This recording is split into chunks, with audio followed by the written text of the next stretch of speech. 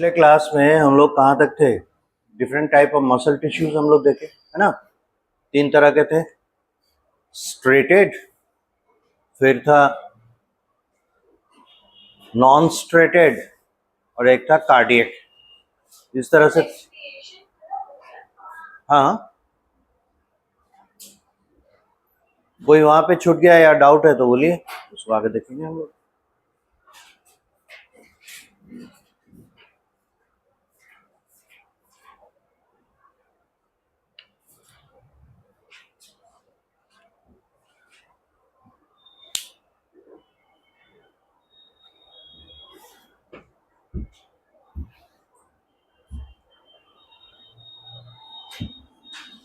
ठीक है, अब देखिए, हम लोग को अपने इस टॉपिक में मेनली जानना है स्केलेटल मसल, और स्केलेटल मसल में कॉन्ट्रैक्शन किस तरीके से होता है। ठीक है, तो पहले देखिए स्केलेटल मसल, ये तो हम लोग सेलुलर लेवल पे देखे उसके स्ट्रक्चर कैसे होते हैं। अब ये मसल किस तरीके से रहते हैं वो देखिए।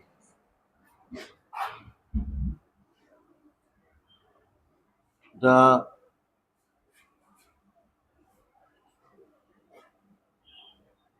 मसल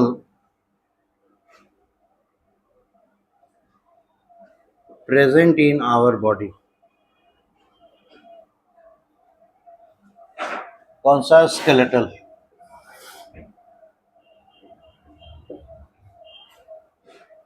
ये रहते हैं इन द फॉर्म ऑफ बंडल।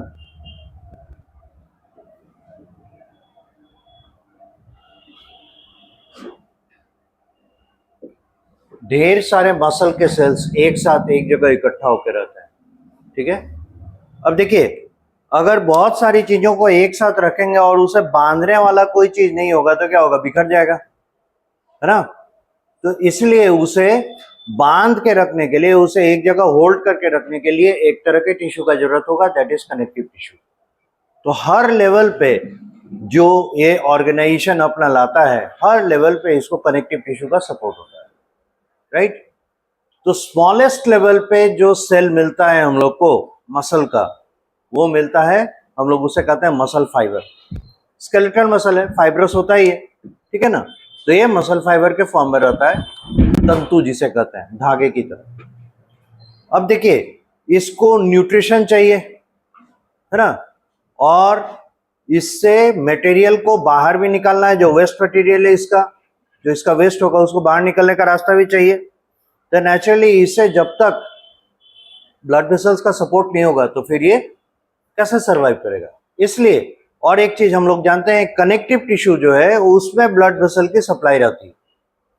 यही कारण है कि हर लेवल पे उसे एक कनेक्टिव टिश्यू का जरूरत पड़ता है, और वो कनेक्टिव टिश्यू एक इंटरफेस तैयार करता है, एक सरफेस तैयार करता है, जिसके थ्रू ब्लड वेसल में से न्यूट्रिएंट निकल के इस तक आते हैं और इससे वेस्ट निकल के ब्लड वेसल्स में जाते हैं। तो इस सिस्टम के साथ सबसे पहले लेवल पे जो मसल आपको दिखाई देगा वो होगा in the form of muscle cell. ये हो गया मसल सेल, और इस मसल सेल को हम लोग चूंकि फाइबर की तरह देख रहा है इसलिए मसल फाइबर कहते हैं, राइट। अब इस मसल फाइबर को सपोर्ट चाहिए, तो सपोर्ट के लिए एक लेयर ऑफ कनेक्टिव टिश्यू इसके चारों तरफ रहेगा।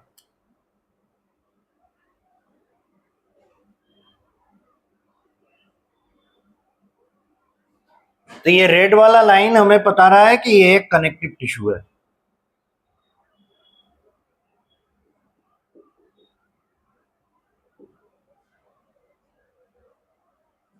और इस कनेक्टिव टिश्यू को कहते हैं एंडोमाइसियम।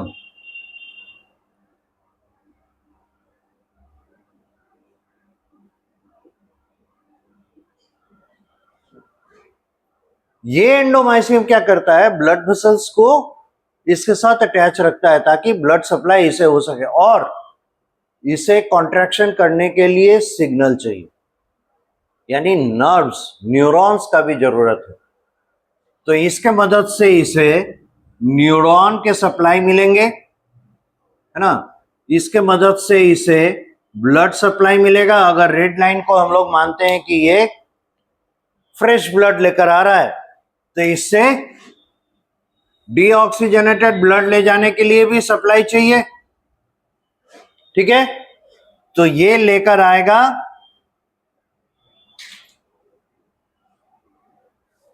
ऑक्सीजनेटेड ब्लड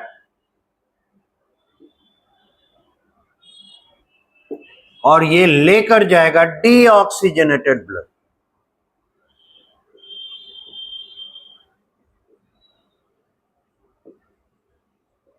और आप जानते ही हैं मसल कॉन्ट्रैक्शन करने के लिए एनर्जी चाहता है ना, यानी उसे विगरस रेस्पिरेशन का जरूरत है। तो ये कारण भी है कि उसे ऑक्सीजन की इतनी ज्यादा सप्लाई चाहिए, राइट। तो जो एंडोमाइसियम है ये एक इंटरफेस बनाएगा जिसके मदद से ब्लड वेसल्स का सप्लाई इस तक रहेगा, ठीक है। अब इस तरह के बहुत सारे मसल फाइबर्स एक साथ फिर झुंड बनाएंगे, सेकेंड लेवल ऑफ बंडल बनेगा। सेकेंड लेवल ऑफ बंडल इस तरीके से रहेंगे जिसमें बहुत सारे ऐसे है ना मसल फाइबर्स एक साथ रहेंगे।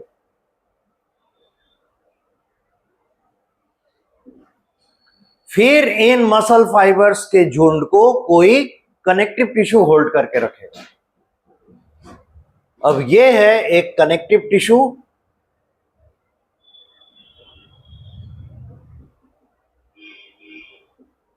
और ये हो गए मसल फाइबर्स। ये एक मसल फाइबर हुआ, ऐसे बहुत सारे मसल फाइबर्स इसमें हैं और इन्हें एक झुंड में एक बंडल में बांध के रखा हुआ है एक connective tissue. Now this connective tissue is called perimysium.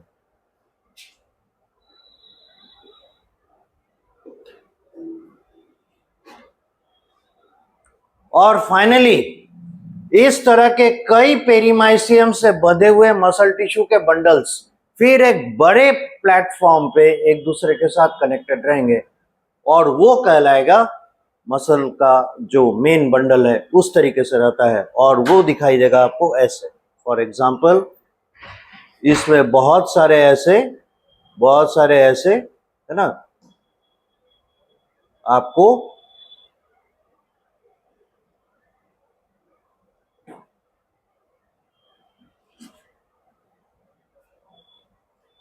ये हो गए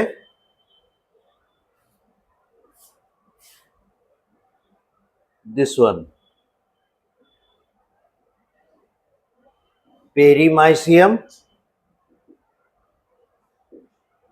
और इन सारे इस तरह के पेरीमाइसियम के कई कलेक्शंस को बांध कर रखेगा एक अलग लेवल का कनेक्टिव टिश्यू, ये कहलाएगा इपीमाइसियम।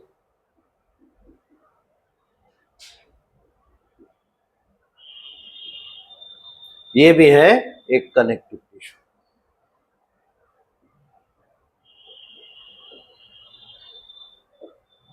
तो आपको जो दिखाई पड़ेंगे वो इस फॉर्म में दिखाई पड़ेंगे, ठीक है, इपीमाइसियम के फॉर्म में।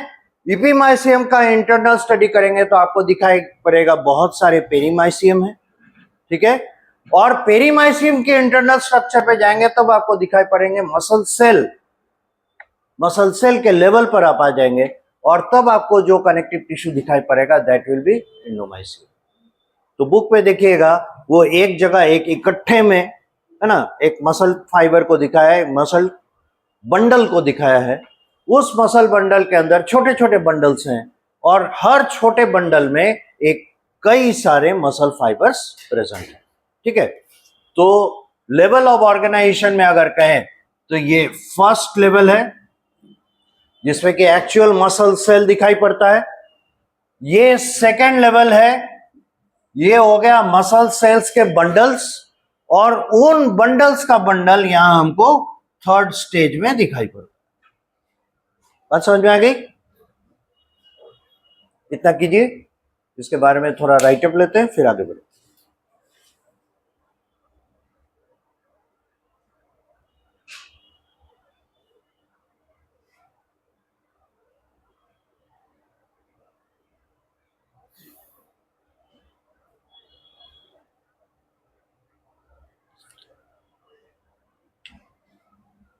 फिगर क्या डिपिक्ट कर रहा है?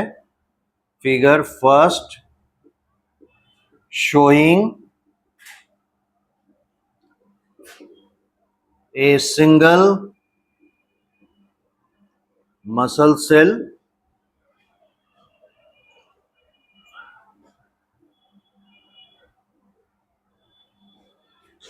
फिगर सेकेंड बता रहा है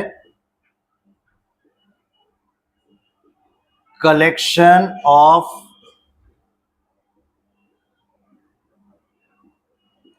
muscle cells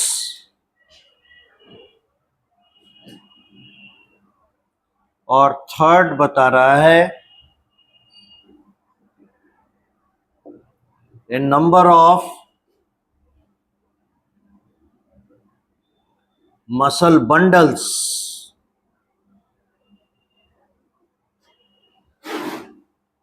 in a collection.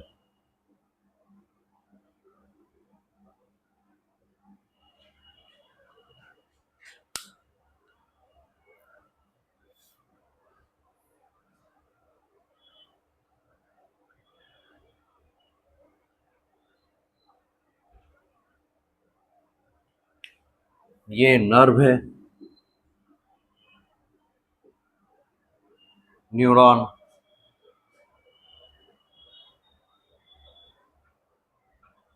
ये इनकमिंग ऑक्सीजनेटेड ब्लड लेकर आ रहा है ना, और ये डीऑक्सीजनेटेड ब्लड लेके बाहर की ओर जा रहा है।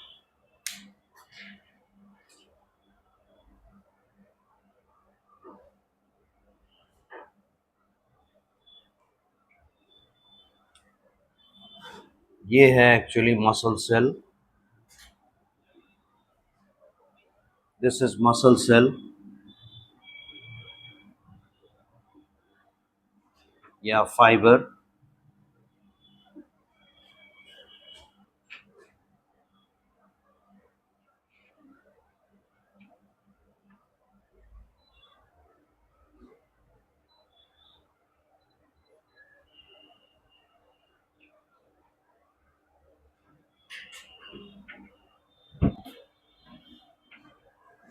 ये मसल फाइबर सर, और ये है बंडल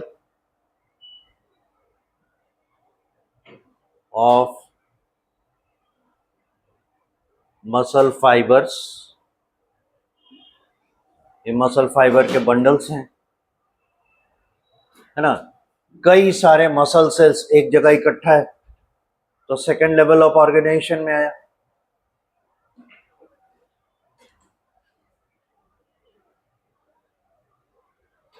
और ये है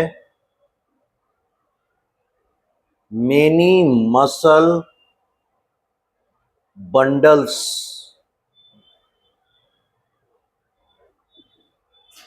इन ए सिंगल कलेक्शन।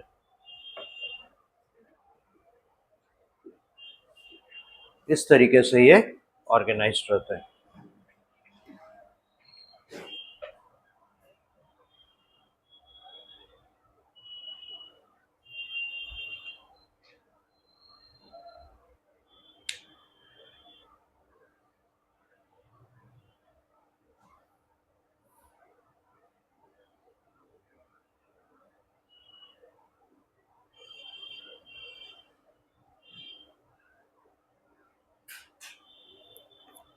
जिसका ऑर्गेनाइजेशन हम लोग को 3 लेवल में मिले, है ना।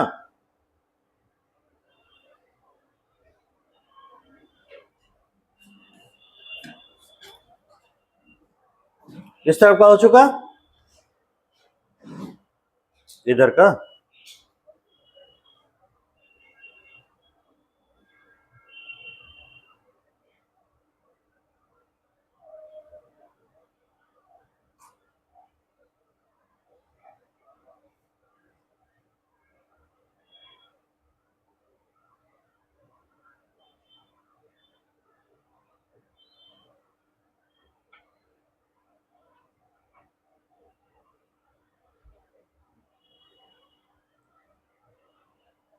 तो देखिए, बहुत सारे सेल्स एक जगह जब इकट्ठे होते हैं तो क्या बनाते हैं? टिश्यू।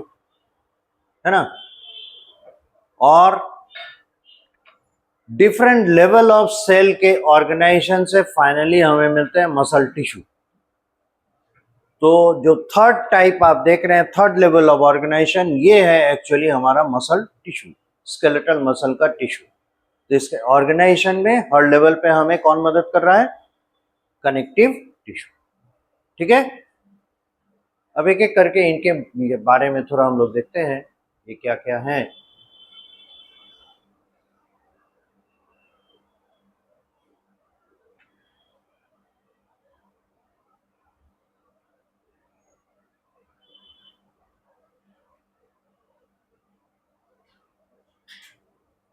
हो गया?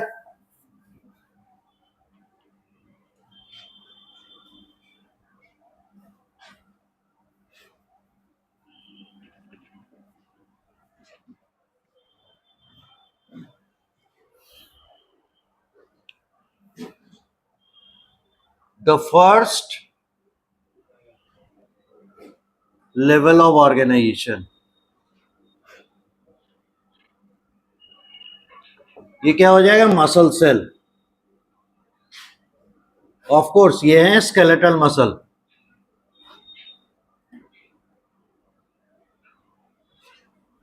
ठीक है, इसमें क्या क्या पाया जाएगा? जो उसका बाउंड्री होगा वो किनसे बना होगा? प्लाज्मा मेम्ब्रेन से। ठीक है, अब ये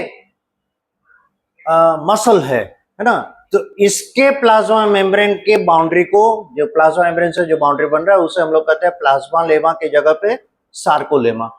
सार्को मीन्स मसल। ठीक है, तो हर चीज में सार्को जोड़ देते हैं तो मसल सेल का हो जाता है। बाउंड्री बाय सार्कोलेमा, ये इसका प्लाज्मा मेम्ब्रेन है, plasma membrane of muscle cell. इसके अंदर जो साइटोप्लाज्म पाया जाएगा उसे हम लोग कह देंगे सार्कोप्लाज्म, है ना।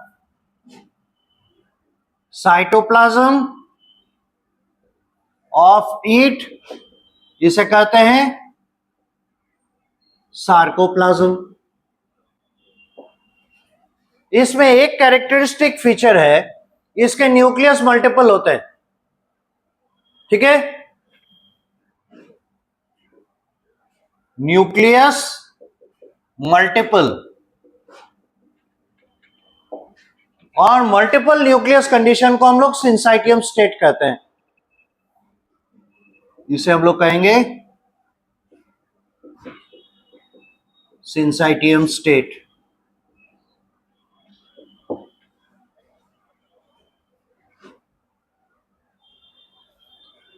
अब है क्या, इसमें कैल्शियम का बड़ा इंपॉर्टेंट रोल है। ठीक है, इसके कॉन्ट्रैक्शन में। तो स्पेशली इसका जो एंडोप्लाज्मिक, इस तरफ अलग बेंच में, इसका जो एंडोप्लाज्मिक रेटिकुलम है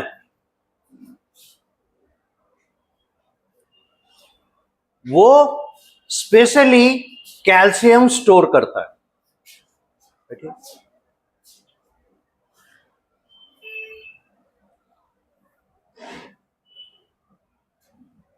एंडोप्लाज्मिक रेटिकुलम, ये कहलाता है इसका सार्कोप्लाज्मिक रेटिकुलम। और इसकी स्पेशलिटी है, ये नीचे साफ करें तो बहुत हो गया।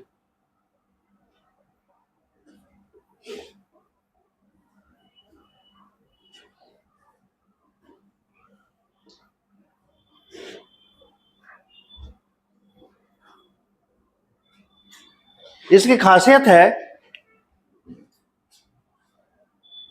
Sarcoplasmic reticulum stores calcium ion. और इसका importance used during muscle contraction.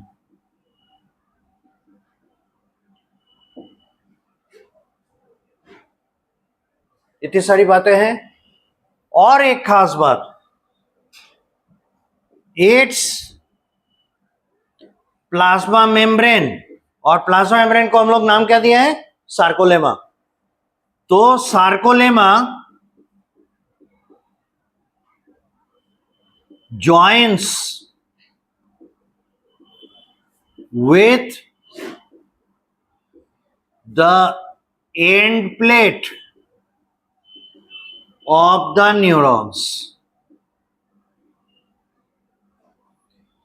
और इसे टर्म दिया जाता है, टर्म्ड एज न्यूरोमस्कुलर जंक्शन।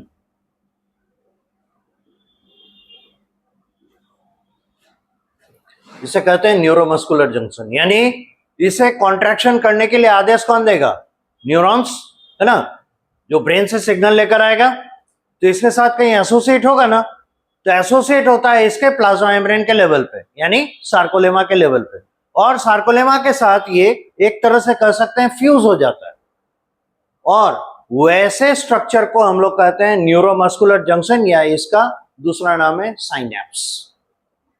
यानी न्यूरॉन अपने एंड प्लेट के साथ मसल के प्लाज्मा मेम्ब्रेन के साथ साइनेप्स फॉर्म करता है, जिसे हम लोग न्यूरोमस्कुलर जंक्शन कहते हैं। तो इसका इंपॉर्टेंस क्या है कि इसे कॉन्ट्रैक्ट करने के सिग्नल वहां तक आए और उसके रेस्पॉन्स पे फिर मसल सेल एक्ट करे, ठीक है, क्योंकि इसका मेन काम क्या है? कॉन्ट्रैक्शन। तो हमारे विल पे डिपेंड करता है।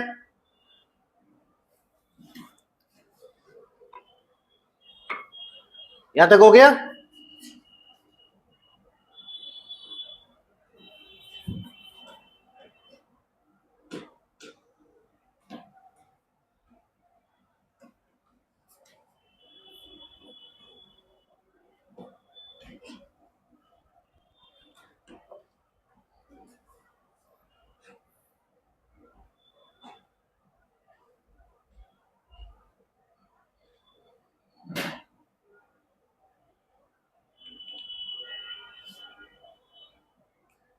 ये हम लोग फर्स्ट डायग्राम को एक्सप्लेन कर रहे हैं, है ना। जो फर्स्ट लेवल पे था, मसल सेल है, उसके साथ एंडोमाइसियम एक कनेक्टिव टिश्यू उसे रैप करके रखे हुए है, उस कनेक्टिव टिश्यू के साथ ब्लड वेसल्स ज्वाइन कर रहे हैं और न्यूरॉन्स उस तक आ रहे हैं, इस तरीके से।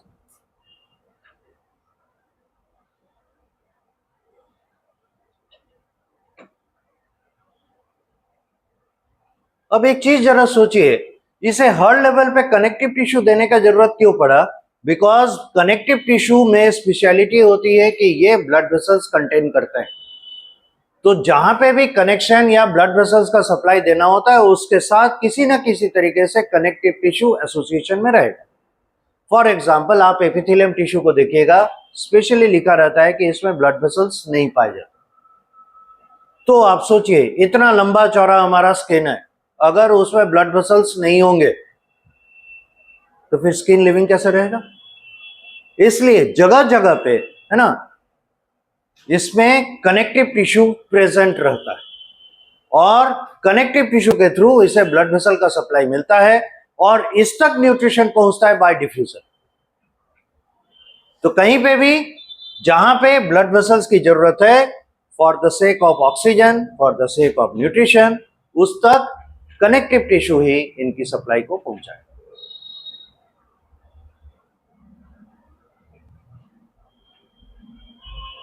तो प्लाज्मा मेम्ब्रेन की बात हो गई, इसके साथ न्यूरॉन कैसा एसोसिएटेड है वो देख लिए। अब देखिएगा,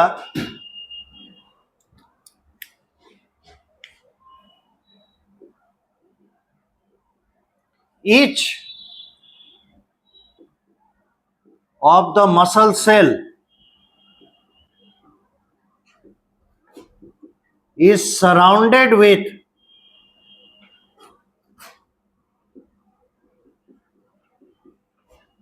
एक कनेक्टिव टिश्यू,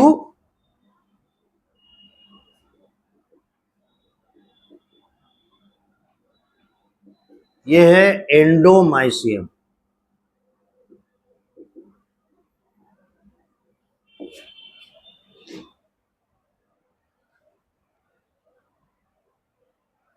ये बने होते हैं मेड ऑफ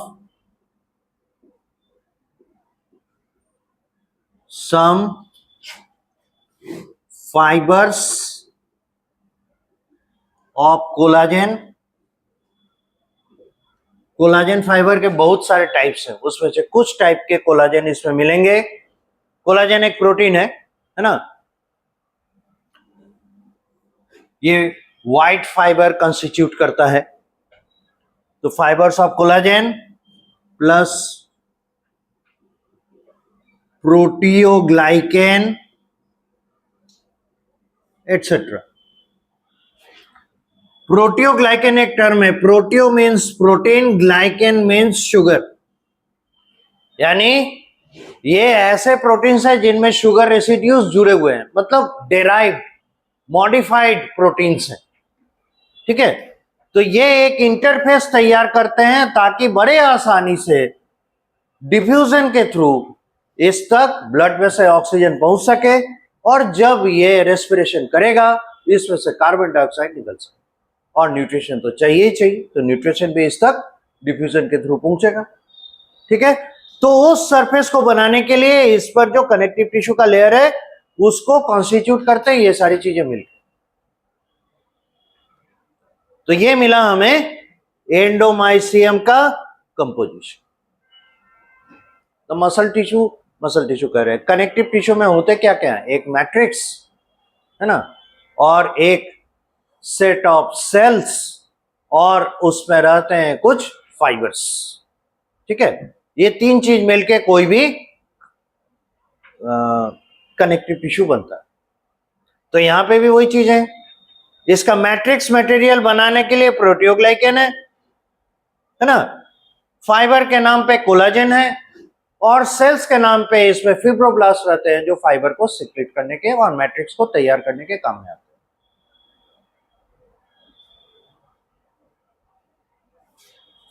तो ये था फर्स्ट लेवल ऑफ ऑर्गेनाइजेशन, जो सेल जिस तरीके से रहता है मसल का।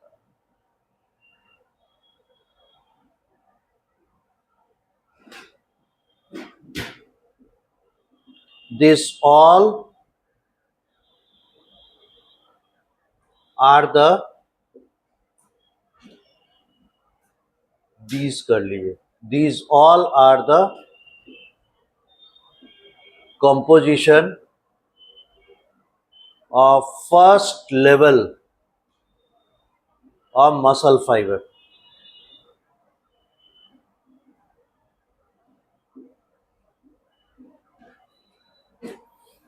ये सभी मसल फाइबर के पहले स्तर के ऑर्गेनाइजेशन में पार्टिसिपेट करते हैं। ठीक है, अब ऐसे बहुत सारे मसल के सेल्स अपने आप को एक साथ रखेंगे एक बंडल में, मसल बंडल बनाएंगे। और ये बड़ा इंपॉर्टेंट है। तो मसल बंडल को है ना फिर होल्ड करके रखने के लिए एक लेवल ऑफ कनेक्टिव टिश्यू चाहिए। अब की बार जो आपको मिलेगा ये होगा पेरीमाइसियम। ठीक है, और पेरीमाइसियम में चूंकि उसकी जिम्मेदारी ज्यादा बढ़ गई है, बहुत सारे मसल सेल्स को एक साथ इकट्ठा रखना है, इसलिए इसमें कोलाजन फाइबर का कंटेंट बढ़ जाएगा। कोलाजन फाइबर की खासियत क्या है? ये स्ट्रेचेबल बहुत कम होता है। ज्यादातर इसमें क्या होता है, होल्डिंग पावर ज्यादा होता है। ये कंपैरेटिवली काफी स्ट्रॉन्ग मसल फाइबर है, आई मीन प्रोटीन फाइबर है, तो इसीलिए इसका उपयोग ज्यादा पेरीमाइसिन में किया गया है। ठीक है,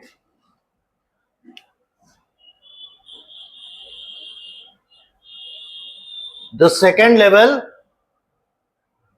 ऑफ ऑर्गेनाइजेशन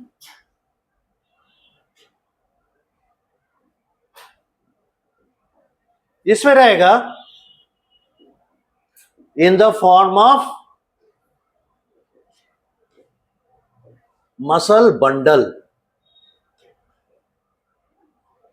और इस बंडल को कंस्टिट्यूट कैसे किया जाएगा? ढेर सारे मसल फाइबर्स एक दूसरे के साथ आएंगे,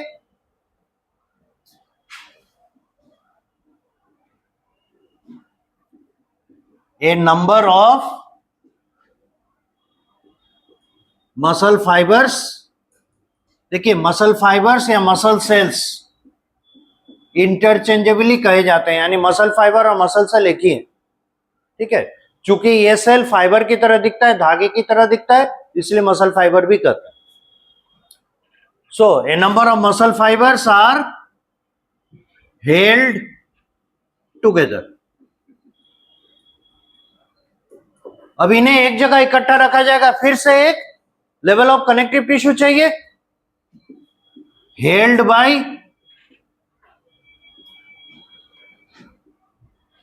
another connective tissue,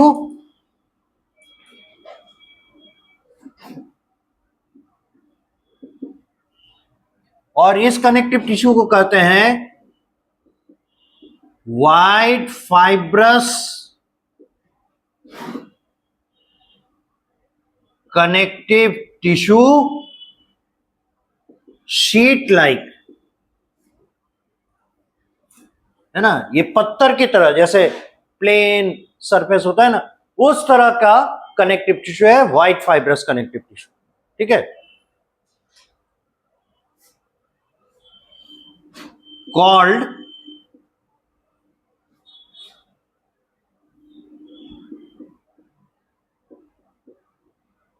perimysium.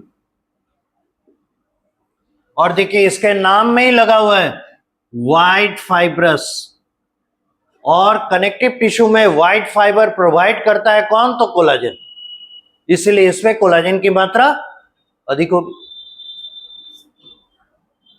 It has large number of collagen fibres. अब एक चीज यहां पे आपको जानना चाहिए, हम लोग कहते हैं सी विटामिन की कमी से मसल वीक होते हैं। देखिए, मसल को जब आप पढ़ेंगे, है ना, स्केलेटल मसल, इसका कॉन्ट्रैक्शन पढ़ेंगे, तो उसमें आपको मिलेंगे मसल सेल के अंदर दो तरह के मेन प्रोटीन पाए जाते हैं, एक्टिन और मायोसिन। उनके आपसी मूवमेंट के कारण मसल कॉन्ट्रैक्ट करता है, रिलैक्स करता है, ठीक है। उस दौरान आपको कोलाजन का कोई रोल नहीं नजर आएगा। एक्टिन और मायोसिन, एक्टिन और मायोसिन, यही आपको नजर आएंगे, ठीक है। तो फिर कोलाजन प्रोटीन का इतना इंपॉर्टेंस क्यों है? कोलाजन प्रोटीन का इंपॉर्टेंस ये है कि ये इसे, है ना, एक शेप, एक सतह देने में मदद करता है। और अगर सोचिए कोलाजन प्रोटीन कम हो जाएगा, इसका फॉर्मेशन अगर डिप्राइव्ड होगा, तो नतीजा क्या होगा? ये जो कनेक्टिव टिश्यूज हैं ये वीक पड़ जाएंगे, तो मसल सेल्स बिखरने लगेंगे। इसलिए इनडायरेक्ट वे में मसल को कोलाजन प्रोटीन का जरूरत है। नाउ विटामिन सी और कोलाजन का क्या कनेक्शन है?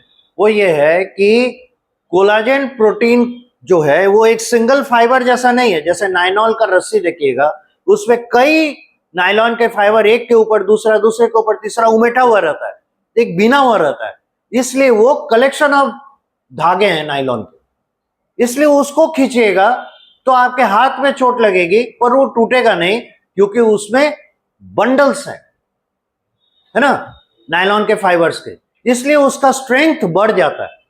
उसी तरह से कोलाजन का जो प्रोटीन है वो सिंगल प्रोटीन में तीन कम से कम फाइबर्स एक दूसरे के साथ उलझे हुए रहते, ट्रिपलेट फॉर्म में, और उनको इस ऑर्गेनाइजेशन में आने में विटामिन सी का जरूरत पड़ता है।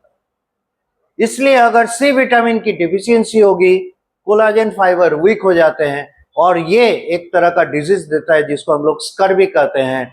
और इसीलिए जो ब्लीडिंग गम डिजीज होता है, वहां पे आपका गम जो है एक कनेक्टिव टिश्यू के मदद से हमारे टूथ के साथ जुड़ा हुआ है, तो वहां पे वीकनेस आएगा, तो टूथ के वॉल को छोड़ देगा और वहां से ब्लड ऊज आउट होने लगता है। तो ब्लीडिंग गम डिसऑर्डर विटामिन सी के कारण होता है, कमी से, और उसके पीछे रीजन है कोलाजन प्रॉपर नहीं होते। This is the reason why collagen is important. तो सी विटामिन इनके प्रॉपर फॉर्मेशन के लिए जरूरी हो। तो this was a sort of information.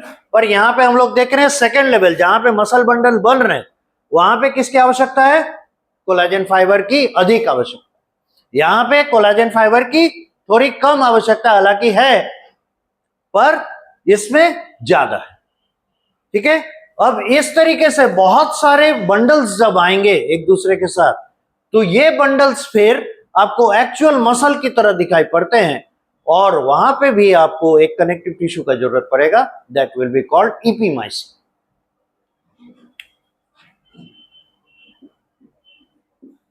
Third level of organisation,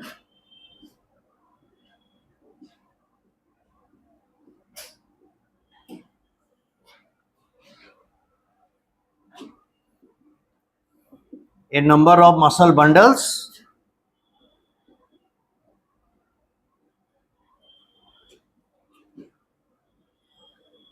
come together to form muscle tissue. These bundles are held by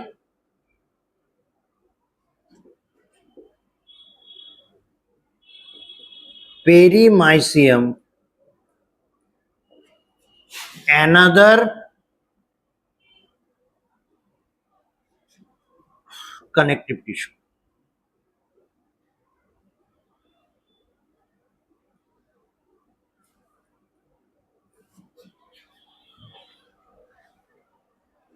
अगले level के connective tissue के मदद से वो एक दूसरे के साथ जुड़े रहते हैं और तब हमें मसल टिश्यू दिखाई पड़ता है।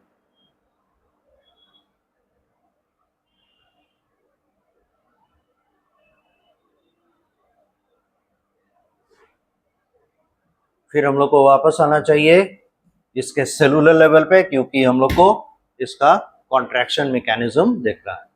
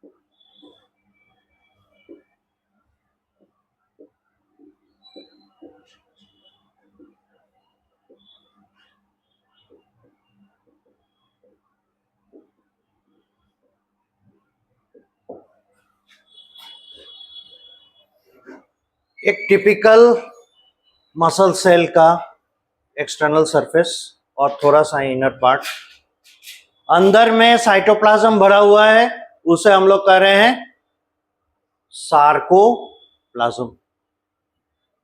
इसका फ्लूइड पार्ट सार्कोप्लाज्म। ये इसका प्लाज्मा मेम्ब्रेन जगह जगह पे ये टी शेप में बन जाता है, उसे हम लोग कहते हैं, उस जगह को कहते हैं टी टिब्यूल।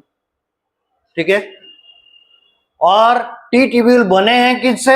इसके प्लाज्मा मेम्ब्रेन के इनर्वेशन से, अंदर की तरफ ये दब जाने के कारण।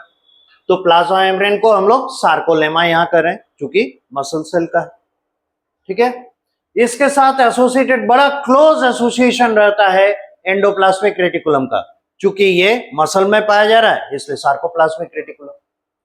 जब आप एनिमल सेल और प्लांट सेल का अल्ट्रा स्ट्रक्चर पढ़ेंगे तो आपको मिलेगा कि और दिया भी हुआ है बुक में कि आउटर मेम्ब्रेन ऑफ न्यूक्लियस से ऑर्गेनाइज होता है, शुरू होता है एंडोप्लाज्मिक रेटिकुलम, और बहुत बार ये एक्सपेंड करते करते प्लाज्मा मेम्ब्रेन के साथ जाके एसोसिएट हो जाता है। उसका रीजन है, अगर मल्टीपल साइट पे न्यूक्लियस से एसोसिएशन एक तरफ और दूसरे एंड पे अगर प्लाज्मा मेम्ब्रेन से जुड़ा हुआ रहे, तो उसका मतलब है, आप ये सोचिए कि उसके न्यूक्लियस को और प्लाज्मा मेम्ब्रेन को एक स्टेबल कंडीशन में ये रखने में सक्सेसफुल होता है। जो आप देखिएगा कंपार्टमेंटलाइजेशन है ना, सेल लेवल पे जो कंपार्टमेंटलाइजेशन हम पढ़ते हैं, डिवीजन ऑफ लेबर, सेल के अंदर अलग अलग कंपार्टमेंट्स बनते हैं जिनमें कोई स्पेसिफिक फंक्शन हो पाए, उसमें एंडोप्लाज्मिक रेटिकुलम बड़ा इंपॉर्टेंट रोल प्ले करता है। यह साइटोप्लाज्म को कई कंपार्टमेंट्स में डिवाइड करता है। तो उसके पीछे रीजन क्या है? ये एक तो मेम्ब्रेनस स्ट्रक्चर है, दूसरा ये एक है ना एक्सपेंडेबल है। तो अगर किसी तरह का स्ट्रेस होता है तो एक्सपैंड करके फिर कॉन्ट्रैक्ट होके वो उस स्ट्रेस को एडजस्ट कर सकता है, यानी कुशनिंग की तरह काम कर रहा है, कुशन की तरह काम कर रहा है। दूसरी चीज है, ये न्यूक्लियस को एक फिक्स पोजीशन पे रखने में मदद करता है। तो न्यूक्लियस पूरे साइटोप्लाज्म के अंदर इधर उधर न भटके, उसको किसी बाउंड्री से हेल्ड अप होना पड़ेगा ना, तो वो बाउंड्री इसका प्लाज्मा मेम्ब्रेन है। यहां भी वो चीज अप्लाई होता है। तो अगर यहां सार्कोप्लाज्मिक रेटिकुलम या एंडोप्लाज्मिक रेटिकुलम इसके प्लाज्मा मेम्ब्रेन के क्लोज एसोसिएशन में अगर है, बहुत नजदीक आ गया है या इससे जुड़ा हुआ है, तो हम लोग को कोई आश्चर्य नहीं करना चाहिए, क्योंकि एंडोप्लाज्मिक रेटिकुलम का काम ही है कि प्लाज्मा मेम्ब्रेन के साथ एसोसिएट होकर वो कंपार्टमेंट्स बनाए। समझ गए? तो अब तक जो हम लोग डायग्राम बनाते हैं, एक कॉर्नर में एंडोप्लाज्मिक रेटिकुलम, एक तरफ गोल्गी कॉम्प्लेक्स, एक्चुअल पिक्चर में वो उससे ज्यादा है ना एडवांस्ड है, ब्रॉड है। तो ये रीजन समझ में आ रहा है कि एंडोप्लाज्मिक रेटिकुलम हम लोग क्यों प्लाज्मा मेम्ब्रेन के एसोसिएशन में रखें, ये और क्लियर होगा। पहले इसको ड्रॉ कीजिए, उसके बाद फिर आगे देखते हैं। और एक चीज ध्यान दीजिएगा, जहां पे टी ट्यूब्यूल है अंदर की तरफ दबा हुआ है, जो न्यूरॉन का एंड प्लेट है, इतना तो जानते हैं न्यूरॉन के दो हिस्से हैं, एक है साइटोन सेल बॉडी, और उससे एक टेल जैसा स्ट्रक्चर निकलता है, उसे एक्सॉन कहते हैं। एक्सॉन का एंड पॉइंट होता है, वो एंड प्लेट कहलाता है। वही एंड प्लेट अगले न्यूरॉन के साथ जुड़ता है, जहां पे जुड़ेगा वो कहलाएगा साइनैप्स। तो यहां पे न्यूरॉन नहीं बल्कि plasma membrane of muscle cell है, तो न्यूरोमस्कुलर जंक्शन बना है। ठीक है। तो ये जो एंड प्लेट है ये तीन जगह से जुड़ सकता है, या तो दूसरे न्यूरॉन से जुड़े, या किसी ग्लैंड के सरफेस पे जुड़े, या मसल के सरफेस पे। तो जहां इसे फंक्शन करना है, जिससे फंक्शन करवाना है, उसके साथ आके न्यूरॉन का एंड प्लेट जुड़ता है। तो यहां इसे मसल से काम करवाना है, इसलिए मसल के सरफेस से जुड़ा। अगर ग्लैंड होता तो ग्लैंड के सरफेस से जुड़ता, और अगर उसे इंफॉर्मेशन आगे भेजना होता तो अगले न्यूरॉन से जुड़ता।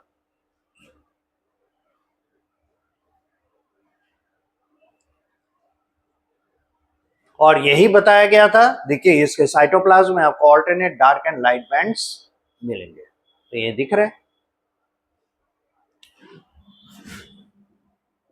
फिगर है।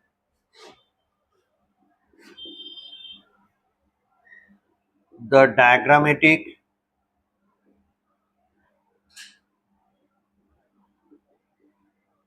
representation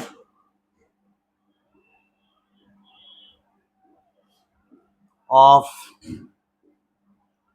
a muscle fiber। Exactly ऐसा होता है ऐसा नहीं कहा जा सकता, ये एक डायग्रामेटिक रिप्रेजेंटेशन है, मतलब हम इनके डिफरेंट एस्पेक्ट्स को समझने के लिए अपने कन्वीनियंस के मुताबिक एक डायग्राम ड्रॉ करते हैं। तो इसीलिए इस तरीके से प्लेस करने का है ना रिवाज।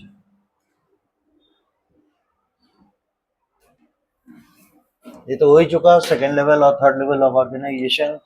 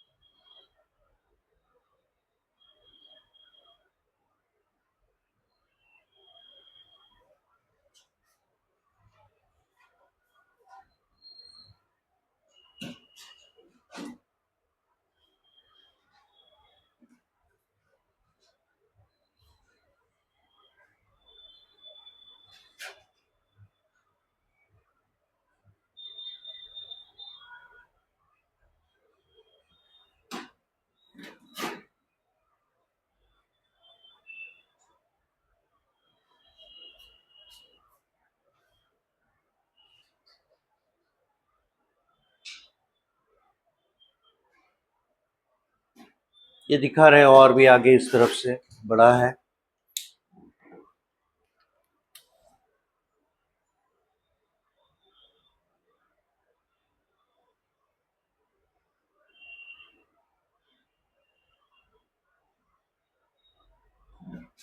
ये उधर भी गया है इसलिए इनकम्प्लीट छोड़ते हैं उसको। विद एन इम्प्रेशन की ये आगे की तरफ भी है।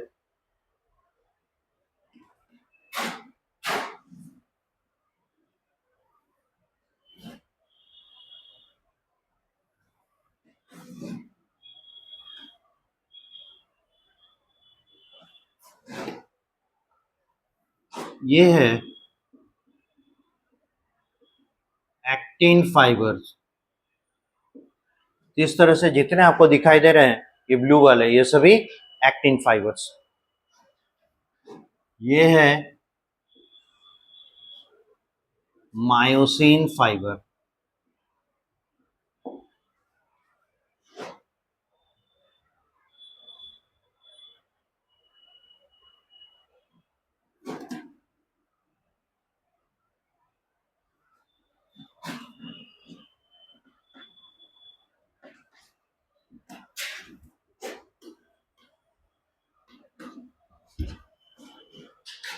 ये जो हम देख पा रहे हैं ये है जेड लाइन, और इसे जो हम लोग देख रहे हैं इसे कहते हैं एम बैंड या एम लाइन भी कह सकते हैं।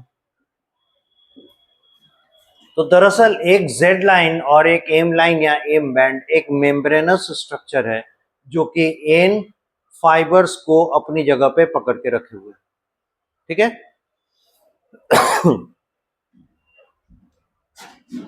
तो ये भी हो जाएगा जेड लाइन, ये भी हो जाएगा जेड लाइन, ठीक है। एक जेड लाइन से दूसरे जेड लाइन के बीच के डिस्टेंस को हम लोग कहते हैं सार्कोमेयर।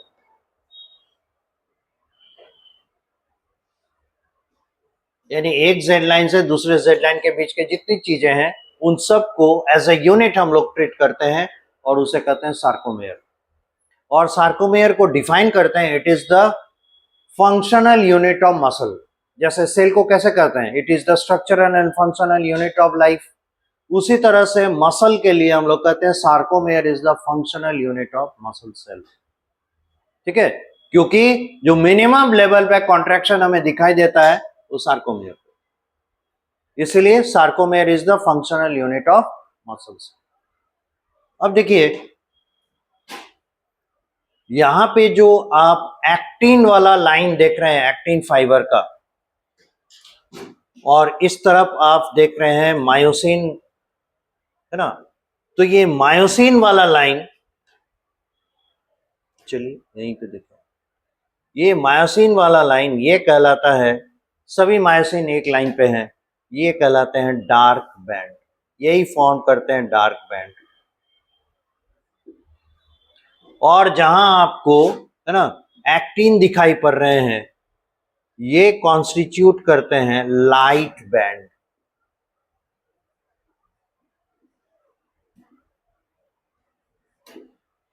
तो ये डार्क बैंड कॉन्स्टिट्यूट करता है और ये लाइट बैंड कॉन्स्टिट्यूट करता है। उसके पीछे रीजन क्या है, इनका थिकनेस काफी ज्यादा होता है मायोसिन फाइबर्स का।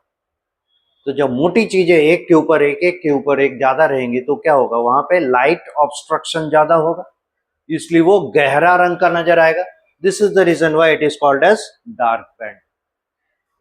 और एक्टिन का क्या है, ये बहुत ही पतले फाइबर्स होते हैं, इसलिए ये एक के ऊपर एक अगर आकर कलेक्शन बनाते भी है तो लाइट को उतना ऑब्स्ट्रक्ट नहीं करते, इसलिए ये कंपैरेटिवली इसलिए लाइटर नजर आते हैं।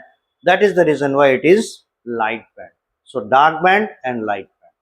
अब एक चीज और गौर कीजिएगा, जहां डार्क बैंड है यानी मायोसिन है, बीच बीच में एक्टिन घुसा हुआ है, या ऐसे कर सकते हैं एक्टिन के दो फाइबर के बीच में मायोसिन का फाइबर घुसा हुआ है ना, इंटरफेरेंस है। तो इसलिए डार्क बैंड को हम लोग ए बैंड भी कहते हैं, और ए का मतलब है यहां पे, ए बैंड मतलब an isotropic, an isotropic band. Isotropic नहीं है, मतलब यहां पे ट्रॉपिक लेवल है ना, डिफरेंट ग्रेड ऑफ लेवल्स जो हैं, ये पहला लेवल, दूसरा, तीसरा, चौथा, इस तरीके से। तो यहां पे जो लेवल्स हैं वो यूनिफॉर्म नहीं है, इसमें कुछ इंटरमिक्सिंग है, यूनिफॉर्मिटी नहीं है, इसीलिए इसे कहा गया ए बैंड या एनाइसोट्रॉपिक बैंड, ठीक है। लेकिन लाइट बैंड देखिए, ये हिस्सा यहां पे केवल और केवल आपको एक्टिन फाइबर से नजर आएंगे, इसलिए यहां पे होमोजिनिटी है। यही वजह है कि इस लाइट बैंड को आई बैंड भी कहते हैं, और आई बैंड का मतलब हुआ आइसोट्रॉपिक बैंड। यानी यहां पे जो ट्रॉपिक लेवल्स है, ट्रॉपिक लेवल करने का मतलब एक के ऊपर एक, है ना, बंच जो बना है वो यूनिफॉर्म है, उसमें कोई इंटरफेरेंस नहीं है, इसलिए light band is anotherly called as I band and dark band is anotherly called as A band, ठीक है।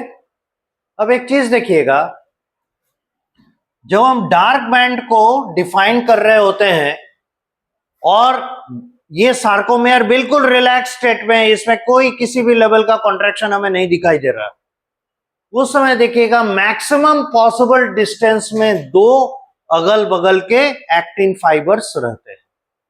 ये देखिए दोनों के बीच में काफी दूरी है, ठीक है, और ये दूरी सबों ने बराबर मेंटेन की है, इसलिए ड्रॉ करते समय इस चीज का भी ध्यान रखिएगा, राइट।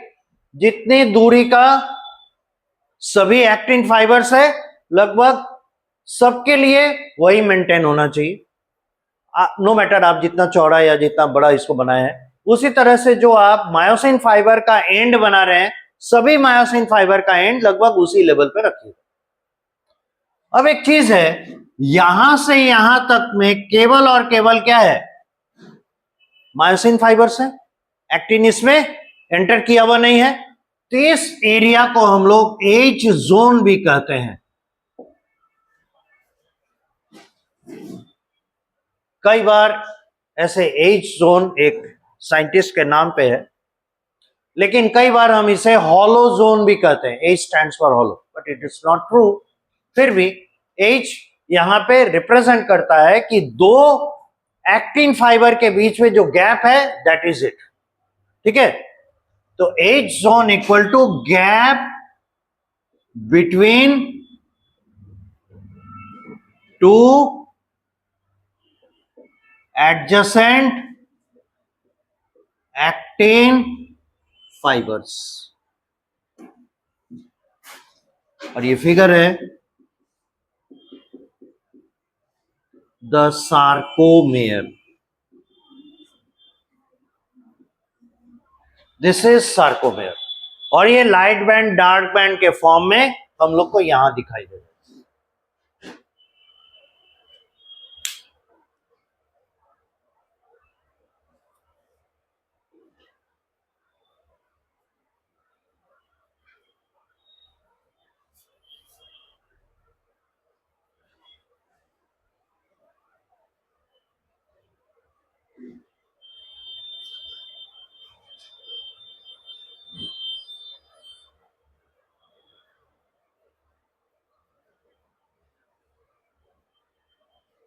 तो स्टेज बाय स्टेज हम लोग मसल सेल्स के इंटरनल स्ट्रक्चर तक पहुंचे।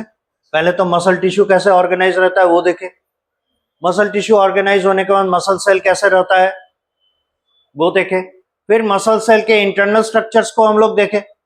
उसके बाद एक्चुअली हम लोग का जो इंटरेस्ट था वो था सार्कोमेयर पे, क्योंकि यही इसका कॉन्ट्रैक्शन यूनिट है। तो मिनिमम लेवल पे कॉन्ट्रैक्शन जहां दिखाई देता है, इट इज इट।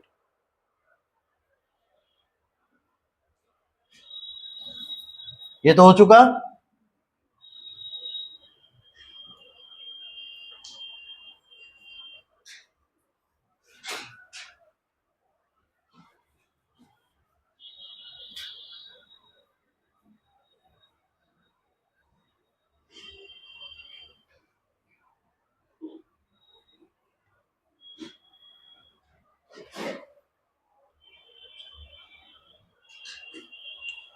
अब इसके लिए कुछ information,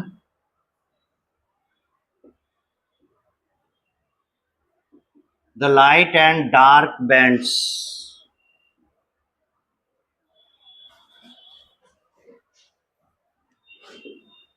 appear in the muscle cell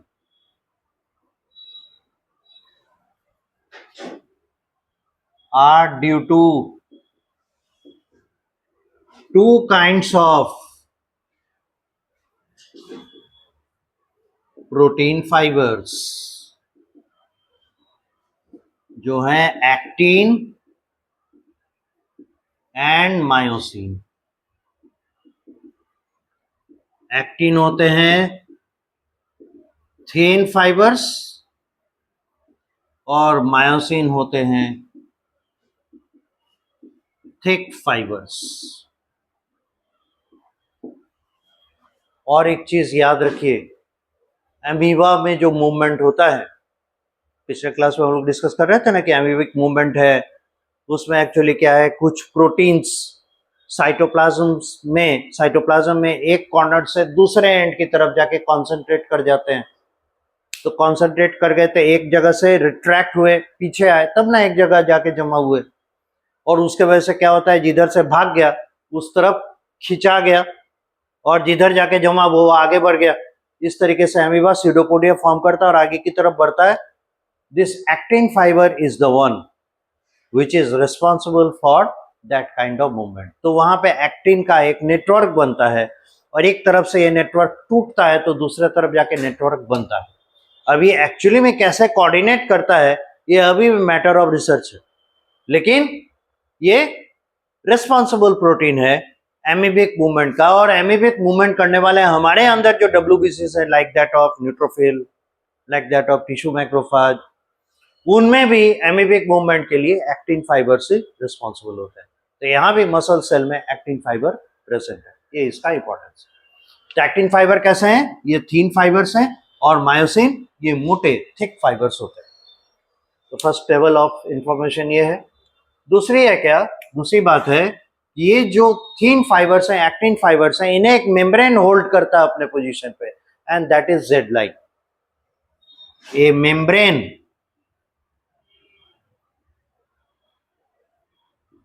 hold them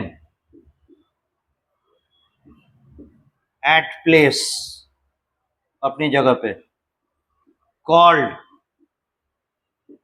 Z line. Similarly, the membrane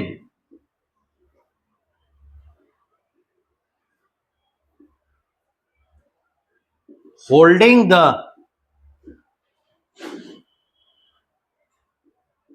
myosin fibres, उसे कहते हैं एम लाइन,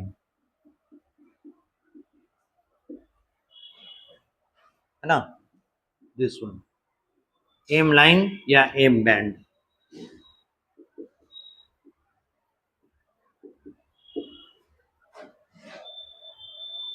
ये भी पता चल गया कि ये कैसे अपनी जगह पे प्लेस्ड है ना।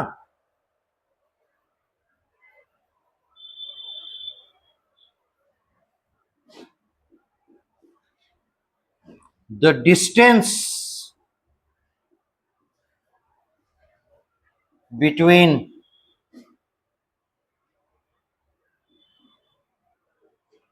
two Z lines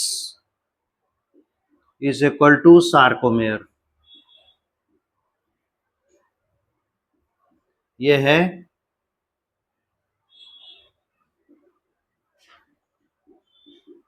functional unit of muscle.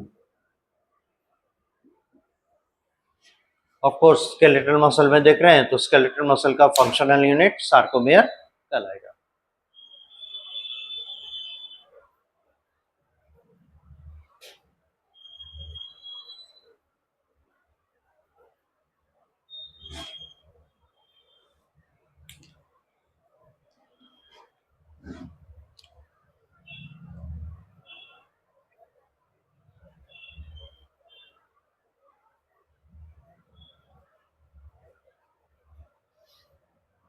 हो चुका?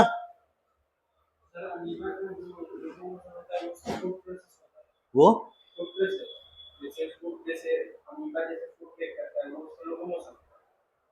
फूड टेक करना नहीं, फूड के तरफ जो वो आगे बढ़ता है, हाँ, वो लोकोमोशन। और फूड इनटेक जो कर लिया वो अलग पार्ट हो गया, वो कहलाता है एंडोसाइटोसिस।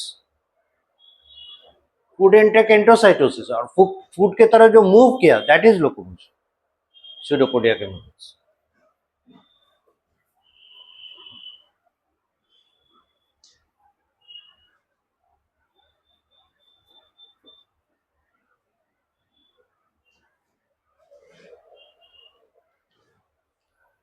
अब देखिए, under relaxed state a definite gap is present between, इस एरिया की बात कर रहे हैं, एक डेफिनेट गैप है ना, दो एडजेसेंट अगल बगल के एक्टिन फाइबर्स के बीच में, और ये गैप देखिए तो ऊपर से लेके नीचे तक बराबर मेंटेन हो रहा है। यही बात बोला गया था कि जब भी आप इन्हें बनाए, सभी को कोशिश करें एक ही लेवल पे, नो मैटर आप जितना चौड़ा बनाए, पर बनाते समय सबको एक लेवल पे मेंटेन करें।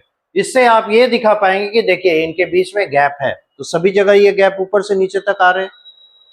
यही बताया जा रहा है अंडर रिलैक्स कंडीशन, ये अभी रिलैक्स स्टेट पे, कॉन्ट्रैक्ट नहीं किया। तो कहा जा रहा है under relaxed state a definite gap is present between the two adjacent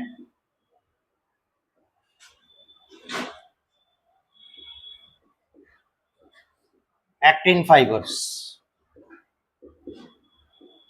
और इसे कहते हैं एच जोन। और एच जोन के साइज से हम डिटरमिन करते हैं कि ये कॉन्ट्रैक्ट कर रहा है कि नहीं। तो एक बात बताइए, जब ये मैक्सिमम कॉन्ट्रैक्ट करेगा तब एज जोन दिखाई पड़ेगा या नहीं दिखाई पड़ेगा? एज जोन का हालत क्या होगा जब मैक्सिमम कॉन्ट्रैक्शन होगा?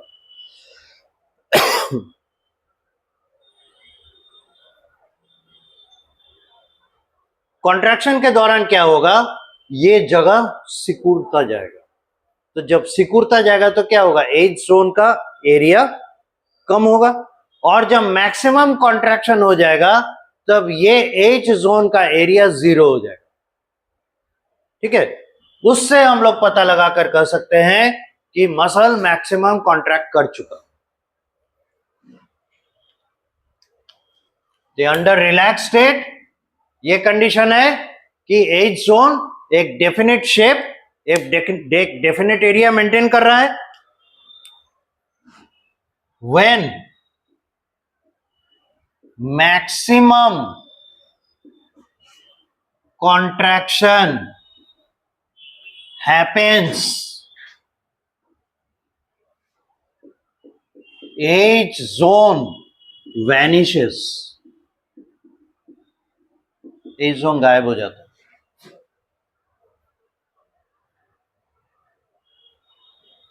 And this contraction is observed at the level of the sarcomere। और इस कॉन्ट्रैक्शन को ऑब्जर्व कहां करेंगे, सार्कोमेयर में। और सार्कोमेयर में एज जोन का कंडीशन हम रिफ्लेक्ट करेंगे कि क्या है ना, मैक्सिमम है कि मिनिमम पर चला गया।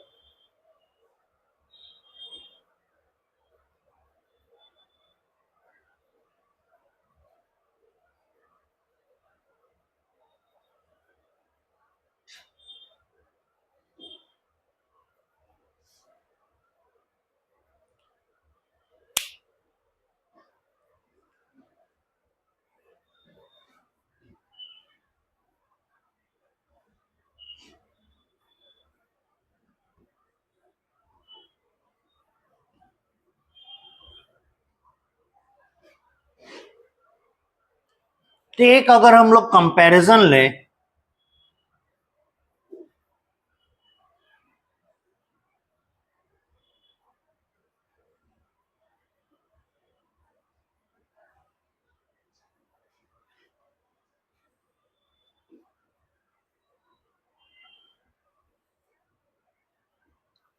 ये है एज जोन, ये है जेड लाइन, ये है जेड लाइन, यानी यहां से यहां तक हम क्या दिखा रहे हैं, 1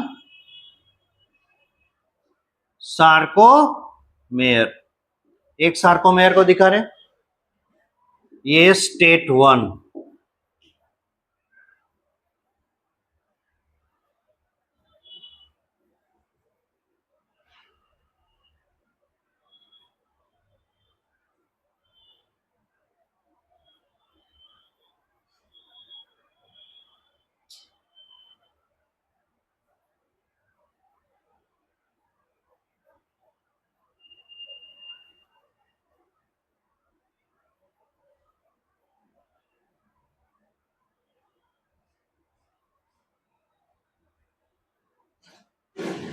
ये स्टेट सेकेंड।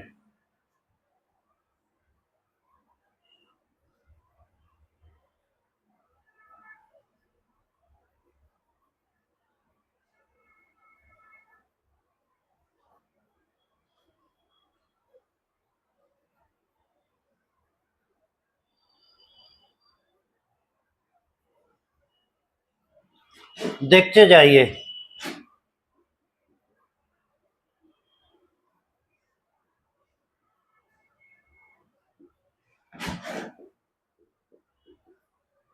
स्टेट 1 से लेके स्टेट 3 तक आप ऐसे दिखा सकते हैं ना।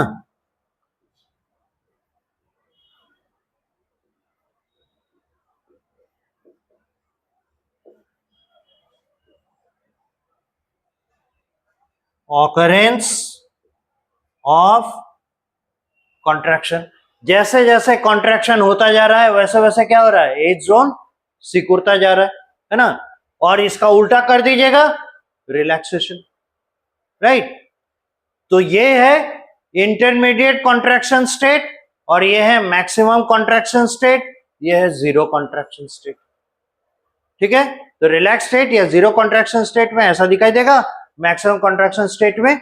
एक चीज और नोटिस कीजिएगा, क्या आपको लग रहा है ये जेड लाइन भी तो अपने जगह से खिसक रहा है, लेकिन जेड लाइन का खिसकना चूंकि सब एक साथ हो रहा है इसलिए हम इसे बहुत अच्छे से मॉनिटर नहीं कर पाते, क्योंकि कोई अपनी जगह से हटा कि नहीं हटा उसके लिए एक रेफरेंस पॉइंट होना चाहिए ना। सेल के अंदर में कहां से रेफरेंस पॉइंट लगाएंगे, तो मुश्किल है। इसलिए ये गैप एरिया देखना हमारे लिए ज्यादा आसान है, इसलिए हम लोग जेड लाइन, कई बार क्वेश्चन आता है जेड लाइन को मॉनिटर करके हम कॉन्ट्रैक्शन हो रहा है बता सकते हैं कि नहीं, एज जोन को मॉनिटर करके कॉन्ट्रैक्शन बता सकते हैं कि नहीं, एक्टिन और मायोसिन के कंडीशन या पोजीशन के ऊपर डिपेंड करके कॉन्ट्रैक्शन हो रहा है बता सकते हैं कि नहीं, इनमें से सभी, इनमें से कोई नहीं, तो इनमें से सभी होगा। लेकिन बेस्ट पॉसिबल आंसर क्या हो जाएगा, हम एज जोन के कंडीशन को मॉनिटर करके कॉन्ट्रैक्शन का पोजीशन बता। समझ में आ गया।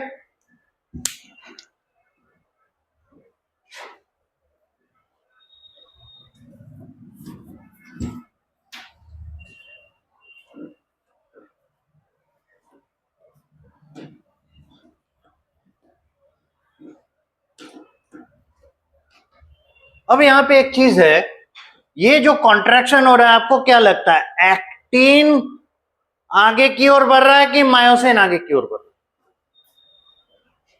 है, यही मेन समझना है, जिसको हम लोग मॉलिक्यूलर मैकेनिज्म में देखेंगे कि वो ऑकरेंस कैसे हो रहा है। ये देख रहे हैं ना, जब समय के साथ ये सिकुड़ता जा रहा है, तो क्या लग रहा है ये दोनों एक दूसरे के नजदीक आ रहा है या ये इधर और इधर खिसकता जा रहा है। तो जाहिर सी बात है जब आप इसको गौर से देखेंगे आपको लगेगा क्या, यही आ रहा है। तो अगर जेड लाइन एक दूसरे के नजदीक आ रहे हैं तो कौन सा प्रोटीन किसके तरफ जा रहा है, एक्टिन को खींचा जाता है एक्चुअली मायोसिन द्वारा।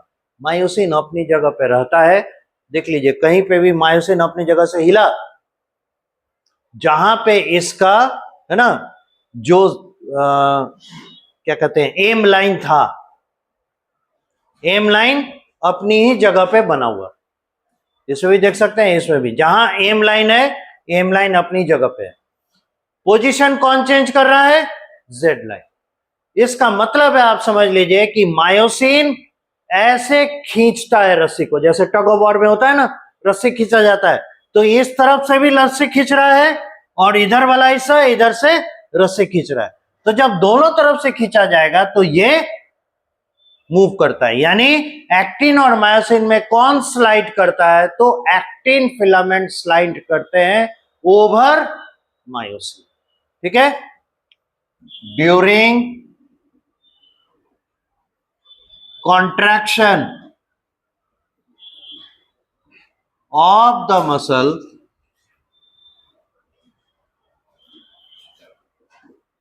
the actin filaments slide over the myosin filaments.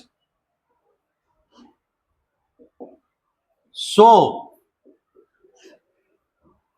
the aim line does not deviate, but Z line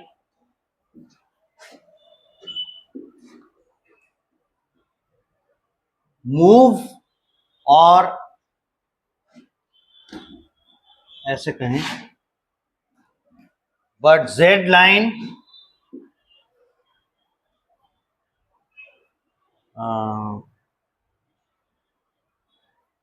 ठीक है, move from its position.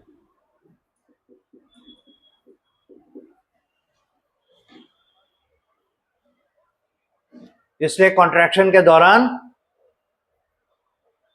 Myosin fibres अपनी जगह पर स्थिर रहते हैं और एक्टिन फाइबर्स इसके ऊपर मूव करते हैं, और यही वजह है कि आपको एच जोन सिकुड़ता हुआ नजर आता है, एम लाइन अपनी जगह पे नजर आता है और जेड लाइन मूव करते हुए नजर आता है। दिस इज द, ठीक है, यहीं तक रखिए, फिर अगले क्लास में पॉज कर लीजिए।